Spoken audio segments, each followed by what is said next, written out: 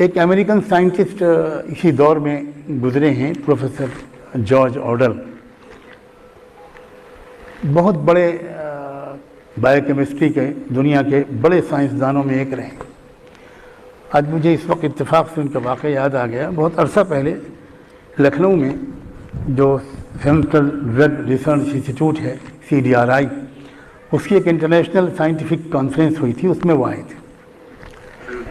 وہاں انہوں نے آپ جیسے مسلم ریسرچ اسکالرس جو اس ریسرچ انسٹیٹیوٹ میں تھے، ان سے انہوں نے کہا کہ میں اسلام کے بارے میں کچھ جانکاری حاصل کرنا چاہتا ہوں، آپ مجھے ان لوگوں سے انہوں نے کہا کہ کسی مسلم اسکالر سے ملوائیں۔ تو شہر میں بڑے بڑے اور علماء موجود تھے، لیکن اتفاق سے وہ لوگ جو تھے ریسرچ اسٹوڈنٹس اور اسکالرس، وہ مجھ سے زیادہ واقف تھے، بے تکلف تھے، آسانی سے وہ مجھ سے مل سکتے تھے، ملا سکتے تھے۔ تو انہوں نے تذکرہ کیا مجھ سے کہ پروفیسر جارج آڈل ملنا چاہتے ہیں۔ میں نے کہا بہت خوشی کی بات ہے، وقت مقرر ہوا اور وہ آ گئے۔ لیکن جب وہ آئے، میں تو ذہنی طور پر یہ سوچ کر ان کا استقبال کر رہا تھا ایک سائنٹسٹ سے میری ملاقات ہوگی، تو میں سائنس کے راستے سے کچھ ان سے اسلام کے بارے میں کچھ باتیں شیئر کروں گا۔ لیکن جب وہ آئے تو وہ گیروے لباس میں تھے، سر مڑا ہوا تھا، اور سائیں بابا بنگلور والے، وہ تو دوسرے جہان میں منتقل ہو گئے، اس وقت وہ زندہ تھے، ان کا ایک کیا کہنا چاہیے، وہ تصویر لٹکائے ہوئے تھے۔ تو پھر میں نے ان سے جب تعارف حاصل کیا تو انہوں نے کہا کہ میں اصل میں 4 مہینے ویدانت کا فلسفہ وہاں پر رہ کر میں نے سیکھا ہے اور میں بہت متاثر ہوں، تو میں نے اس کو ایڈاپٹ کر لیا ہے، لیکن میں ساتھ ساتھ دوسرے مذاہب کا مطالعہ کر رہا ہوں، تو اسلام کے بارے میں بھی کچھ جاننا چاہتا ہوں۔ تو میں چونکہ اس ویدانت کے فلسفے سے واقف تھا، حسن اتفاق کے یہ ایسو اتفاق کہ میں نے ویدانت کو خود پڑھا، ویداس پڑھے، اپنشد اور پران پڑھے، تو میں سمجھ گیا کہ یہ اس وقت کس وادی میں ہے، کس اسٹیج میں ہے۔ تو میں نے ان سے پوچھا کہ جو کچھ بھی آپ نے سیکھا ہے اس کا پلیز چند سینٹنس میں ذرا سمرائز کیجیے، خلاصہ بیان کیجیے۔ تو انہوں نے کہا کہ بس اس کا خلاصہ یہ ہے کہ انسان اس وقت تک نروان اس کو نہیں مل سکتا جب تک کہ وہ اپنی تمام اندریوں کو نشٹ نہ کر دے اور بالکل کچل نہ دے، کرش نہ کر دے اپنے تمام فطری تقاضوں کو۔ یہ صحیح ترجمانی کی انہوں نے، جہاں تک میری بہت محدود معلومات کا تعلق ہے۔ تو میں نے ان سے پوچھا کہ پروفیسر جارج آپ ایک بات بتا سکتے ہیں کہ آپ اسٹیٹس میں کس شہر کے ہیں؟ انہوں نے کہا میں شکاگو کا رہنے والا ہوں۔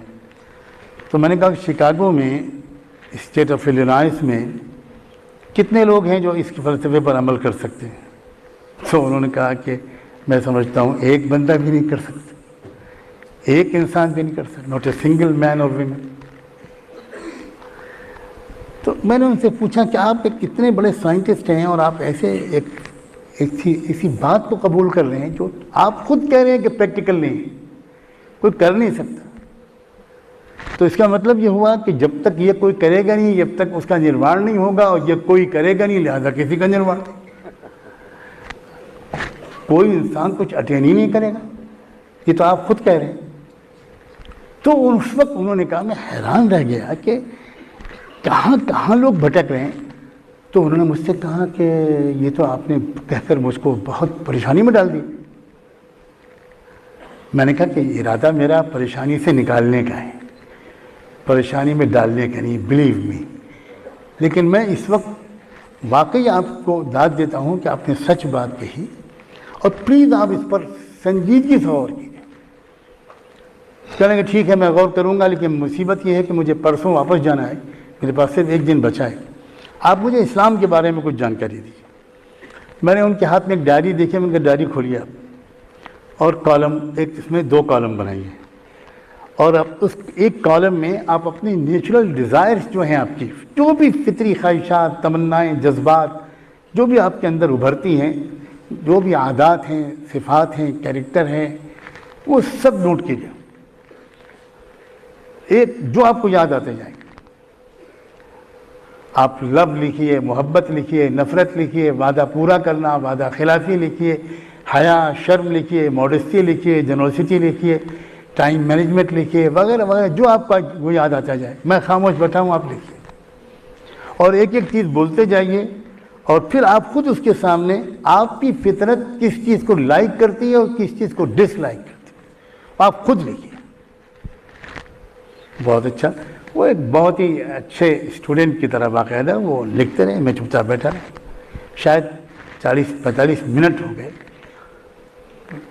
انہوں نے کہا کہ جتنی چیزیں یاد آئیں وہ تقریباً 50 اینڈ ابو ہیں، وہ میں نے لکھ لی۔